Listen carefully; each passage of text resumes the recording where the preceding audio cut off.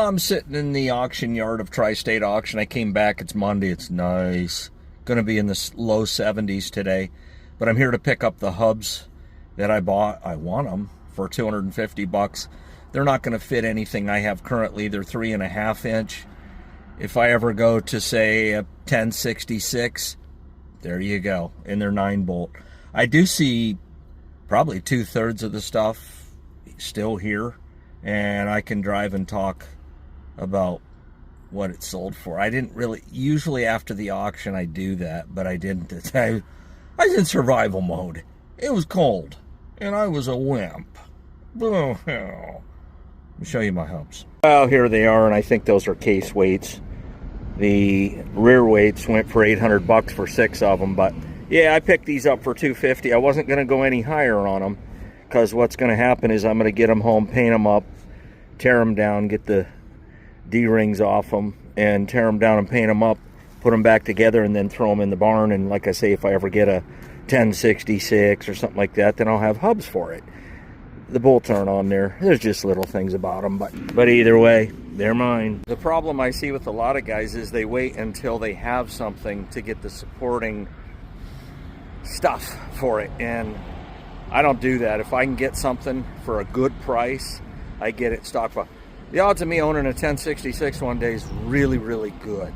So, there you go. Let's walk around and talk around. Well, this is one thing I did not video. As you can imagine, there were hundreds of people here, and they were all crowded around here. Not so much in the pond, because that had water in it. Although I did see a girl traipsing through there. But this is the Oliver 3-bottom, the old pull type on rubber. And the sucker looked pretty good to me. I'm not saying it might not have a little bit of a weld here and there, but man, for the most part, this was it. And these things, I've never used them, but rave reviews on the Olivers. And like I say, you see where the David Brown is. We did see that sell. And this sold shortly after. And I was standing on those locust fence posts. And I'm listening to this. Sold for $175. Good and gravy. I mean, that's about almost scrap. You remember from the preview, there was a Kubota sitting, I don't know, probably behind that, and it had like 38 hours on it. That sold for $15,500. Somebody got a really, really nice tractor. Essentially a brand new tractor for 15 grand. You know, this is one of those situations. I did preview this. You don't never see them with a cab almost. In fact, this is probably the first one I have ever seen with a cab. Brand new skins on there, BKTs. I did preview this. It sold for $5,000. And this is a case in point where over at the Chesley auction, one without a cab, equally as nice, turnkey, diesel, sold for $2,500. And if you were a flipper, my word, you buy that tractor and now you ask $5,000. I don't know. Is being a flipper worth it? Part of the reason I've never got into flipping equipment and stuff like that is because you got to deal with people. And, you know, not all people are fun to deal with. And I've just kind of excluded myself from the eligible candidate list of flipping. All right, that's the D14. We did see that sell in the auction video, but I had somebody ask about the Massey 65 here and what it brought. And it brought $1,000. I mean, geez, the Armstrongs on the back look really good. Paddle wheels, great front. So for $1,000, I mean, even in the event the tractor needs some work, they got really good tires. So they made out. Diesel, spin outs. And again, it was just a situation where it was like, it was so crowded. I was picking and choosing my battles, but yeah, $1,000. I know some of my viewers by now, they're gonna say the 1066 is 3.25. Your later models were 3.5, like along with the 1466. And when I say there's a good chance of me owning a 1066, there's probably an even better chance I own a 1466. And those are 3.5. Well, and here's another tractor I covered but wasn't able to get at the auction. They were running 2 rings. This is a Farmall, obviously with a loader L610. 75A, so it's going to be 75 horse, 4-wheel drive, nice, 1,400 hours. I'm just not sold on them, man. you know, and I know as the generations get older and die off, there's going to be a generation that when I'm not around, these are the antiques. But, you know, I mean, I'm trying, man, but I'm sure brand new they run like tops. But I can't bring myself to call these Farmall tractors. Of course, Case IH did buy the rights to use the name. But I'm not there, man. I'm not there yet. And if I can ever get there, can you? And that Farmall sold for $28,000. Another one of those tractors I covered in a preview, and I was long gone by the time they sold this. And you're looking at a 70-80 Allis-Chalmers and about 210 engine horsepower. These things were a beast of their day and still kind of are. Now, brand new in the mid to late 70s, these would have brought about $50,000 to $55,000. I was alive in those days. That was an unthinkable amount of money. Now, somebody already hauled out the Allis-Chalmers 7000 that I previewed, and that went for $6,000. I don't know about you, but no def, no regen, no goofiness. That's cheap horsepower, because that 7000 is going to go, what, 110 engine horsepower, 115? And I don't hear the bad things about Allis-Chalmers that I do, say, like, well, other brands. Other brands being, like, gutless, sharp-looking, comfortable, cozy to drive, but just gutless. And I don't hear that when it comes to Allis-Chalmers. So, again, I mean, if you're just a guy starting off looking for horsepower, maybe that's a direction you go. You're not going to get a muscle red tractor for probably under 25 to 30, I can tell you that. I hear all the time, well, I should say I see all the time. No, actually, I do hear and see in the comments, but I also hear people tell me at auctions and just out and about, well, there wasn't any money in that auction, or, wow, that sold really low, I can't believe it. Well, first off, the market definitely dictates what something's going to sell for. I think we're in a slightly down market, unless it's something very specific. And when I hear, oh, there was no money at that auction, no, I disagree. There was plenty of money at the auction. What there wasn't was competition. You have to have, I know factually, like, let's take that 504, for example. I know factually there was one guy there that was willing to bid up to $5,000. He got it for $3,750. What he didn't have was competition to get him there. You can have all the money in the world at an auction, but you got to have 2 or 3 people fighting over the darn thing. It's the competition, not necessarily the money. Well, I'm back on the home front, and the home front hasn't seen me a whole bunch this year. A lot of people have commented, man, you've been on the road, you've been on the move. Yeah, that's what I prefer. That's the lifestyle I prefer. But you can see behind me and below me, there's the 4 bottom and the 400 still hooked up. I did do some work to it. It was a lot easier to do when hooked up because I could lift it up. We're really wet here, and I have sandy loam, dry ground, you know, but we're still, I would say, at least a couple of days away with this sun. More likely next week is going to be plowing, but I want to get ready this week. Let's see if this 400 will fire up. It's been months since I've started it. And just a brief introduction, because I have accrued thousands of subscribers since I bought this last February, as in February of 24.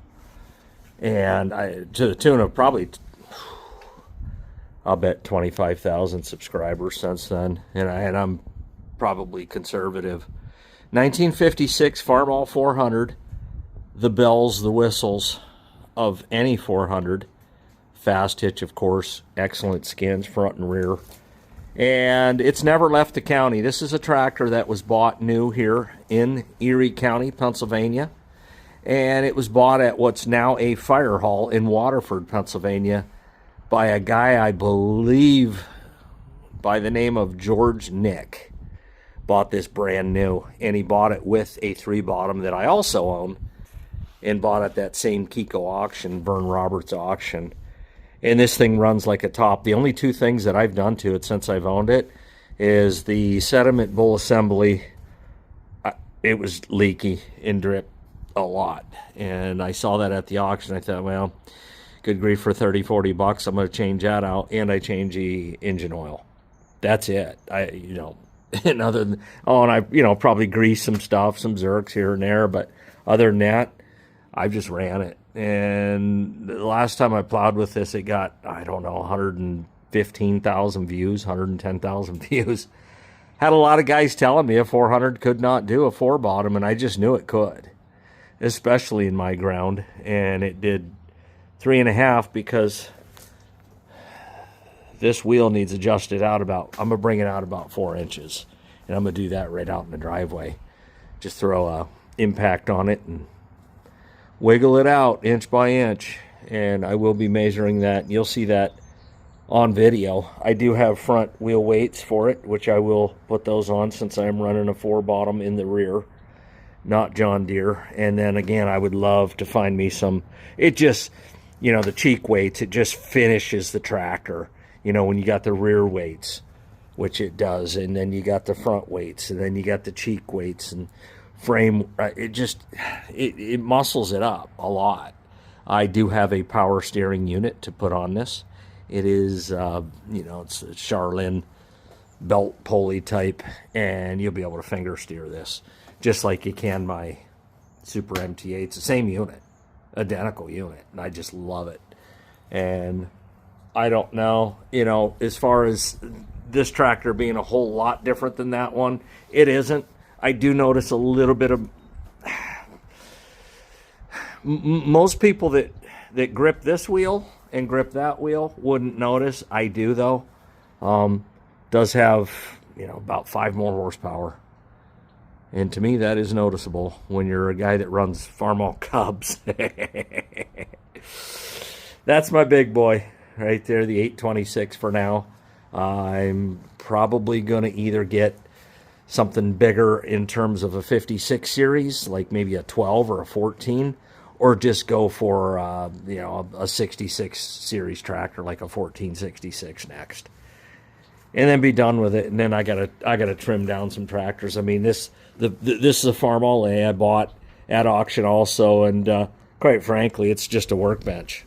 I mean, I put a new magneto on it and ran like a top, then all of a sudden it didn't, and I think the switch went bad. It's a, I don't know, one of those switches, $10, $10 fix, but it just, pretty much anything I'd use the A for, I just hop on one of the Cubs and it does the work. If I need the driveway raked, I rake it. If I need something cut out in the field as far as rotary mower, I hop on the Cub and go.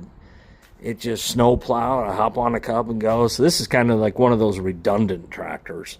If I ever was going to sell one, it probably would be this. I did add a step for easy on and off.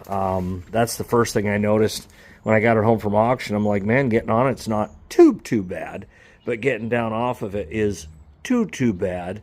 So I got a step off another YouTuber, and it's a nice step. But yeah, I would consider selling this. Get it out, wash it up. I don't know, take it to auction even.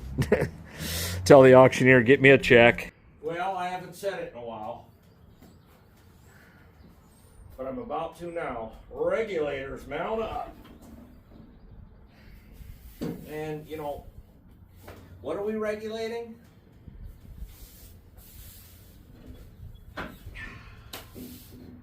We're regulating and suppressing all green movement.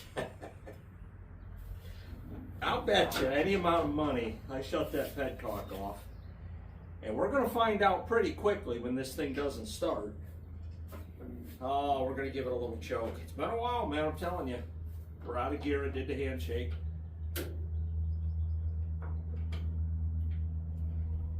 That battery's dead. Oh yeah, she good and dead. Battery. Whew. I'm not against putting a new battery in it. Yeah. Yeah.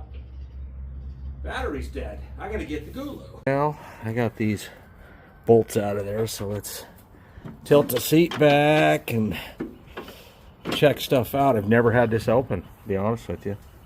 Never. What's that say? A Willard Classic? I don't know. There's like crud on there. I can't read it.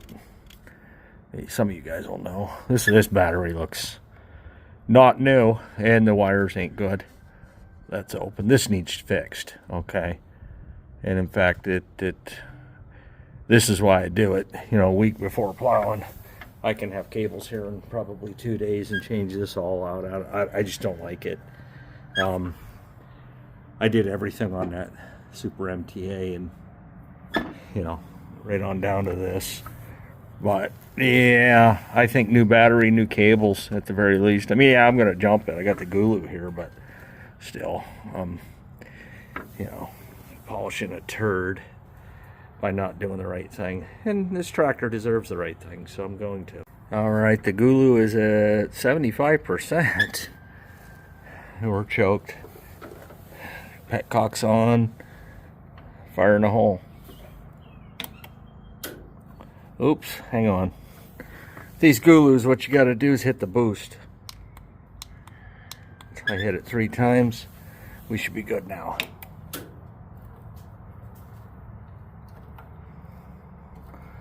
We're not.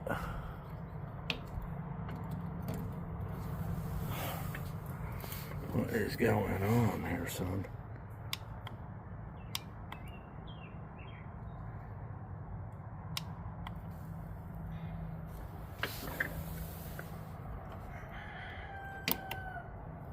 Huh. Well, let's just have a look. Okay. Solenoid. And then, yeah, you know what I think the deal is? I think the battery's so dead and so old. I'm wondering if it's jumpable. I'm going to put the tender on it overnight, and then we'll come back and see what's going on. Yeah, so I got the tender on it right now. Yeah, it's blinking 0 to 50. I'm guessing that's way closer to 0 than 50. And it'll go there when it's up to or at 100. It'll just get solid. But this is kind of nice because it's got the 6-volt option. Truth be known, when I start plowing, I'm probably going to use the 400 and this. I call it Princess Leia because of the earmuffs up front. Always reminded me of Princess Leia's buns on the side of her head. And that one there, I got a new set of skins for it. Started peeling this one down, and then I ran into some other projects, but this won't be nothing to put on. These are 11.2s. The skins are great on there, but I want 12.4s just for a bigger platform or a bigger footprint and higher profile.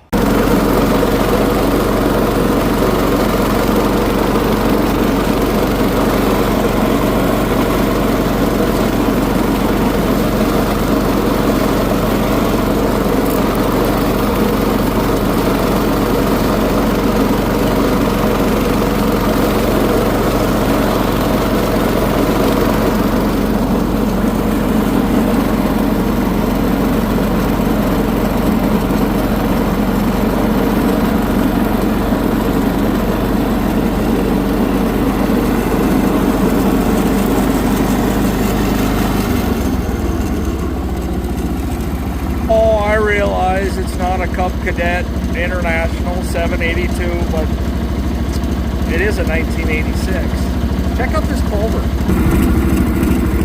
I mean, it's just taken off like a fool.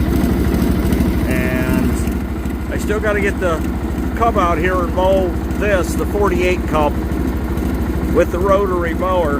And you can see how wet the field is. There's a wet spot left right there. 2 dry days and that's gone. But wow, I couldn't be happier with this stand. And it goes clear over to that other line over there. Probably total planted about 4 acres just right here. Just straight clover.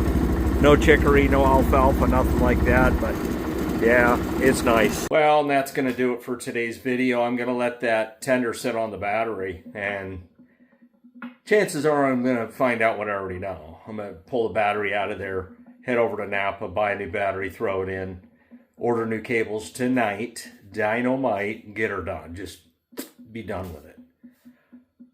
We'll We'll be tinkering with the 400 next, in the next video.